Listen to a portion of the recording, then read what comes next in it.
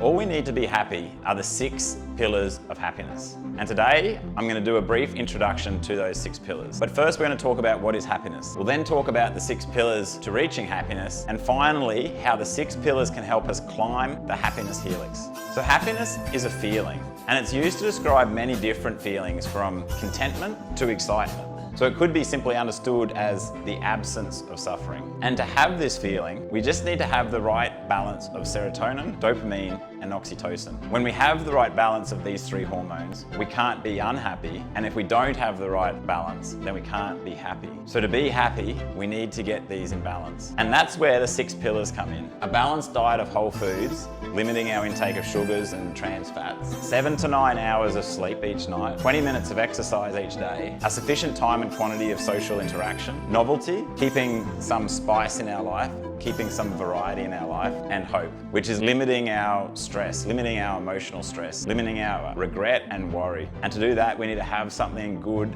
that we believe we can achieve. If we can maintain these 6 pillars, then we can maintain our balance of our hormones and maintain our contentment and our happiness. So a brief summary of how we get these hormones from these 6 pillars. We get serotonin from exercising well, eating well, socializing well, and having a sense of hope. We get dopamine from good food, exercise, sleep, novelty, and maintaining our sense of hope. And then our oxytocin primarily just comes from socializing and related activities. Building these 6 pillars also improves our brain structure, which helps us be happy more often. So the way they can do this is by strengthening the connectivity between the amygdala and the parts of the brain responsible for emotional regulation, increasing the density, the size and density of the prefrontal cortex, and increasing its authority over the amygdala. And the way these 6 pillars can create these changes, so exercise can improve that connectivity and our ability to regulate our emotions. Sleep also can do that, and we can see these changes within weeks to months. With good socialization, we avoid the stress of isolation, social isolation. And by avoiding that stress, we can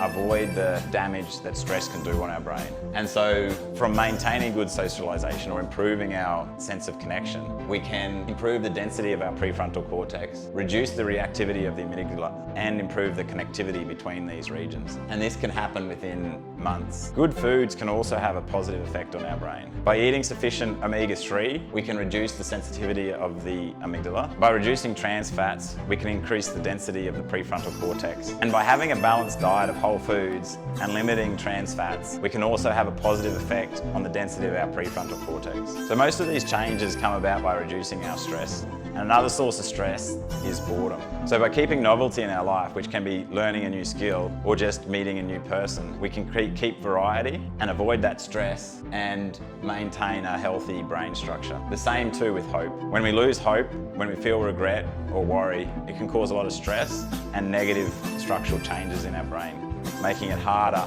for us to see the bright side, harder for us to have emotional control, and harder to be happy. So this brings us to the happiness helix. So by maintaining the 6 pillars of happiness, we improve our brain structure and our chemical makeup, and they make us better set up to deal with challenging situations. So we're generally more optimistic and we have more emotional control. So when something goes wrong, we can better manage how we feel about it. Or if we need to do something difficult like go for a run or meet with friends, we have a stronger desire to do these things. Doing these things becomes easy. And so what this image shows is with greater happiness, it makes it easier for us to build the pillars of happiness. So the happier we are, the easier it is to find the motivation to go for a run, to eat healthy, to socialize. And then the more we do that, the happier we are and the easier it becomes. And so it's just a cycle and things get easier and easier. For example, if we started with right in the middle of the circle, we've got good foundational belief. With good foundational beliefs, we find it easier to accept things when they go wrong. It's easier to accept our mistakes and the mistakes of others. And so we have less stress from that. That again can reduce our stress because we're now more optimistic.